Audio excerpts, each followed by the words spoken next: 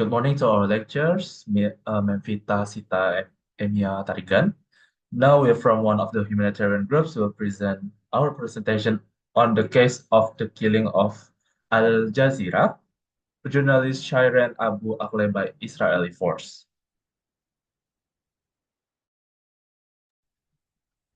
This group consists of Alexander Siselin, Afionita Puspasari, Dimas Indrawan, Debbie Maudi, Rafael Roito, Herdi Anshari, and Gibran Ahmadi. Now we're gonna jump to the next explanation. Okay, thank you, Rafael. Now we want to identification of the parties. The perpetrator is Israel force, and the victim is Shirin Abu Akleh, an American citizen and journalist for Al Jazeera. The location is Jenin, West Bank at Jenin Refugee Camp in West Bank. The death it's happened in May 11 and 2022. Okay, next.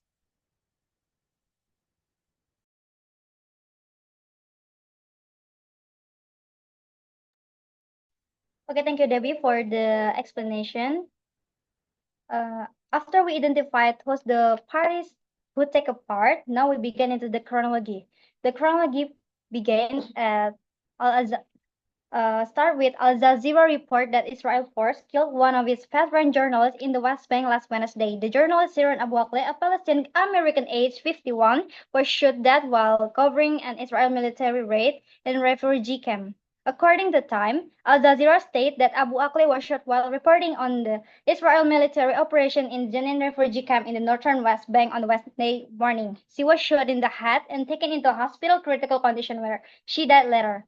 Al Jazeera claimed that she was cold-bloodedly killed by Israel occupation force who targeted her with direct gunfire. Initially, the Israel military denied this allegation, but the Washington Post quoted an official on Tuesday stating that Israel was investigating whether a fatal shoot came from its troops. Israel initially deflected blame by suggesting that Palestinian fighters might have been responsible for Abu Akleh's death.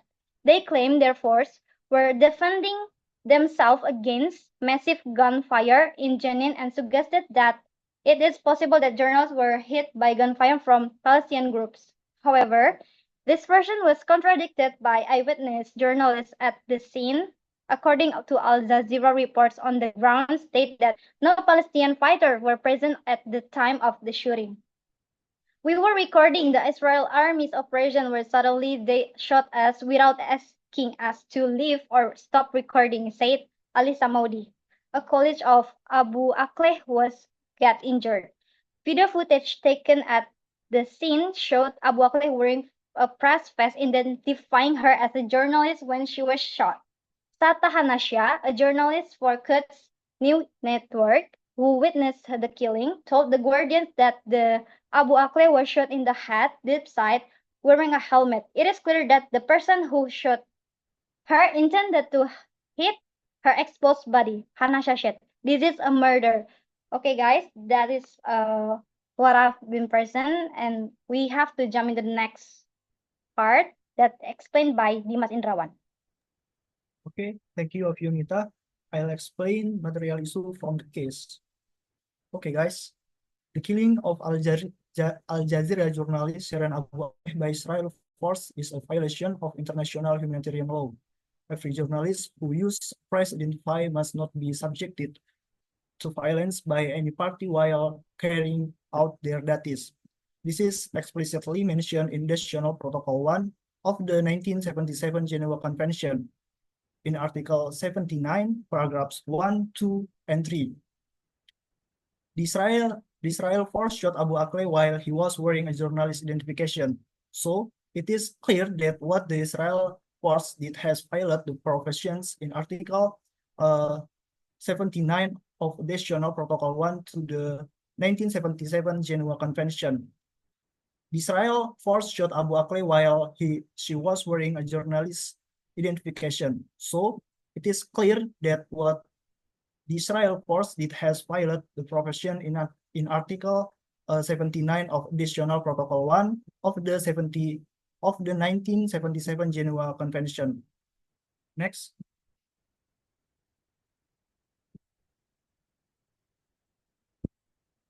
Okay, next the discussion of the procedural issue and formal issue will be explained by Alex. Thank you, Dimas. Now I'm gonna present about procedural issue and formal issue. The first one is procedural issue. The killing of Al Jazeera journalist Shirin Abu Akleh by Israeli soldiers demonstrate many complex procedural issues in international accountability and enforcement. Here are some of the main aspects that arise in this situation as follows. 1. Investigations are not transparent and independent. International and non-international organizations face difficulty in gaining full access to the crime scenes and collecting relevant evidence. This raised questions about the internal investigation conducted by Israel, leading to controversy about the independence and objectivity of the investigation. The report of the Israeli investigation was considered inconclusive and did not answer the main questions. Second, violation of international law. The killing of a journalist in the line of duty during wartime is a very serious human rights violation that is condemned worldwide. The obligation to protect civilians during wartime is a fundamental principle enshrined in the Fourth Geneva Convention of 1949. This convention specifically addressed the protection of the civilian population in times of war. Although it does not mention journalists, its general principles, such as the protection of civilians, can be applied to journalists carrying out their duties in war zones. In general, this obligation is scattered in various articles of the Fourth Geneva Convention. It is also written in additional protocols 1 and 2 of the Geneva Convention.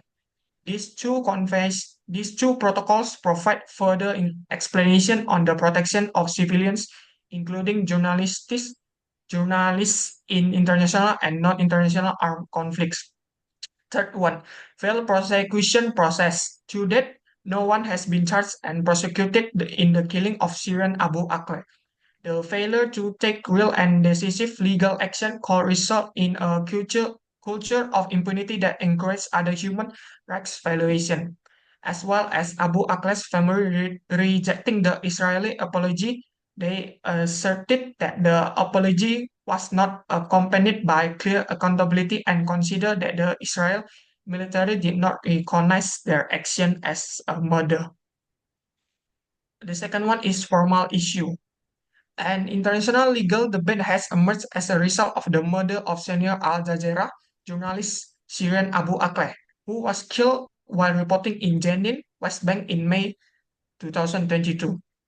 The case raised several important formal legal issues. The first one is violation of the principle of international humanitarian law, protection of civilians. According to international humanitarian law, including the Geneva Convention and Additional Protocol 1, reporter or journalists covering around armed conflict must be protected as civilians. The shooting of Abu Akleh can be considered a grave violation that falls under the category of a war crime because it targeted individuals who were not involved in the fighting scene.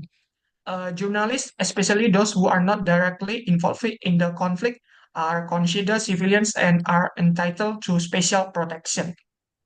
Second, human right, the right to live. Killings occur where it violates the most fundamental right, which is the right to live, right to freedom of expression. The killing of a journalist in the line of duty is a direct violation of freedom of expression, which is an important pillar of democracy. Third one, state responsibility. The main question is whether the action of the individuals who shot Abu Akleh are attributable to the state of Israel. The state is liable if the act was committed in an official capacity and under order from the state. Duty to investigate and prosecute all human rights violations that occur within the jurisdiction of a state must be dealt with by the obligate state. Political factors also often affect the investigation and prosecution process, and gathering sufficient evidence to prove violation of international law in conflict zones is very difficult. For impunity, one of the main concerns in this case is the inability to prosecute. The likelihood that perpetrators will not be tried and convicted is very high. This can encourage similar or even worse violation in the future. The role of the International Criminal Court, ICC. The ICC has jurisdiction over war crimes and crimes against humanity that occur on the territory of a member state or if the UN Security Council refers to a case to the court. Al Jazeera has applied to the ICC to investigate the case as part of an effort to get justice for Abu Akleh and other journalists who are victims of violence in conflict areas. Although Palestine is a member state of the ICC jurisdiction in the West Bank is disputed. That's all for procedural issue and formal issue. The next one is gonna be continued by Herdy. Thank you so much, Alec. And we will discuss about the substantial issue.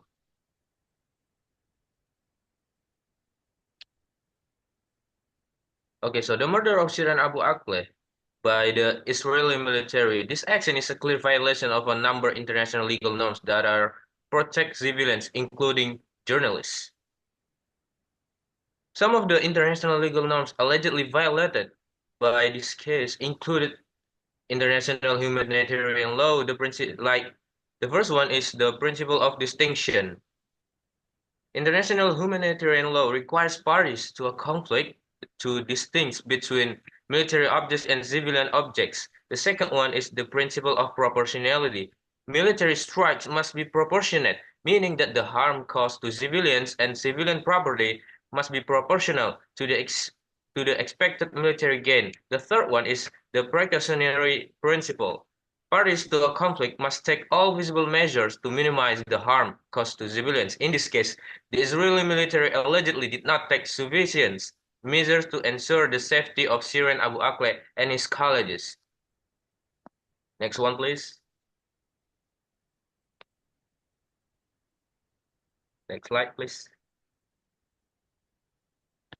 This action also harm the right to live of every individual has the right to live, and this right is protected by the international law. The killing of Shirin Abu Akleh is a violation of the most fundamental human right, which is the right to live, and also the freedom of expression. Journalists have the right to seek, receive, and important information without any fear. The killing of Shirin Abu Akleh is an attempt to silence critical voices and limit press freedom.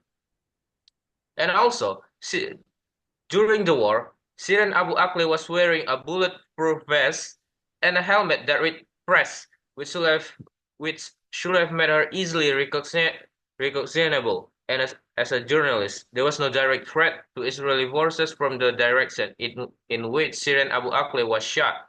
The shooting was directly to the Shirin Abu Akleh's head, indicating intent to kill her. So that's all for me, and we're gonna jump on to the next one. Okay, thank you, Herdy. I will give an argument about the case. The killing of Shirin Abu Akleh, a Palestinian-American journalist by Israel force, is a violation of Additional Protocol 1 of the 1977 Geneva Convention. This protocol asserts that journalists working in conflict zones, whether civilians or international, should be treated as civilians as long as they are not directly involved in hostilities. In the case of the Abu Akleh, who was carrying out journalistic duties, his status as a protected civilian was clear, especially as he was wearing a vest that read press. Article 51 of Additional Protocol 1, which states that attacks on civilians are acts that can be categorized as war crimes. If there is evidence that Abu Akleh was deliberately targeted, this could be considered a serious violation of the principle of protection of civilians. Next. Okay, thank you, Dimas, for the explanation. Now we have to continue about the argumentation that we opened over the week. In additional to Geneva Convention 1977, Hague Convention Part 3 of 1907 in Article 129, number 1, provides specific information regarding attack on journalists in armed conflict that can incur international sanctions. This article states that any warring nation must limit method that cause harm to opponents and ensure that weapon use does not inflict unnecessary suffering. The protection in this article is intended to prevent unnecessary suffering for non-combatants, including journalists. In this case, Abu Akleh was a journalist who should not have had to endure unnecessary suffering, and her status as a journalist protected by international humanitarian law was violated. Abu Akleh was shot in the head by Israel force without justification or given her status as a protected journalist. If evidence shows action leading to her death, then Article 129, number 1 of High Convention Part 3 of 1907 may apply for potential sanction against the Israel military. That's all.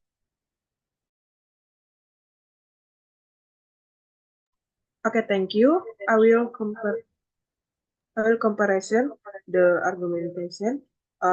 First is the murder of Maltese investigative journalist Daphne in 2017 shocked the journalist's world and highlight the risk journalists face exposing the truth in country with high-level corruption. Galizia was known for her courage exposure of a major scandal through her blog, which exposed the web of corruption in Malta. The legal process has been slow, and the mastermind behind the murder has yet to be fully uncovered, with speculation regarding the involvement of important figure in the Maltese government. The second is on May 16, 2024, four journalists Hail al-Nazar, Mahmoud Jahjo, Muad Mustafa, and Aminah was killed in Israel, in Gaza. More than 35,013 Palestinians, mostly women and children, killed, more than 79,200 injured. The ICC remind Israel to avoid act the genocide and war crimes against civilians. Okay, next we'll explain by Herdi. Okay, the third comparison we can see from the Jamal Khashoggi cases. A Saudi journalist critical of the government and Crown Prince Mohammed bin Salman went into exile after a disagreement with authorities on October 2nd, 2018. He entered Saudi Arabia's consulate in Istanbul for paperwork, but never left. Days later, allegations emerged that he had been murdered and mutilated inside the consulate. We never know what happened to him. So we're gonna jump on to the next one. And all right, we're ready at the conclusion. So we take our conclusion that the killing of Sharon Abu Akleh by Israel military force violates international humanitarian law that protects journalists in armed conflict. As the journalist wearing a press insignia, Abu Akleh should be recognized as a civilian and not targeted. This incident has sparked global reaction due to the lack of transparency and independence in its investigation. Testimonies indicate that there was no threat to the military when Abu Akleh was shot, suggesting that this action might have been intentional. The case highlights issues of press freedom, journalist protection, and the challenge in enforcing international law with a culture of impunity that can encourage further violations. Now, we're gonna jump to the last part is the Gibran.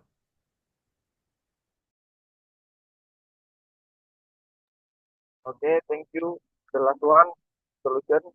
To address this situation, the international community needs to act an independent investigation that ensures accountability, with the UN and the International Criminal Court playing an active role and pressuring Israel to be cooperative. UN member states must strengthen their commitment to protecting journalists by enhancing protection mechanism on the ground. Support for media organizations and human rights institutions that project journalists in conflict zones need to be increased. Complement by education on the importance of press freedom and journalist protection to build global awareness. These measures are expected to create a safer environment for journalists and prevent impunity for human rights violations. I think so. Thank you. I give back to moderator. All right, I guess this is the end of our presentation. We hope this can be a good and educational explanation. So in this closing, we want to say thank you.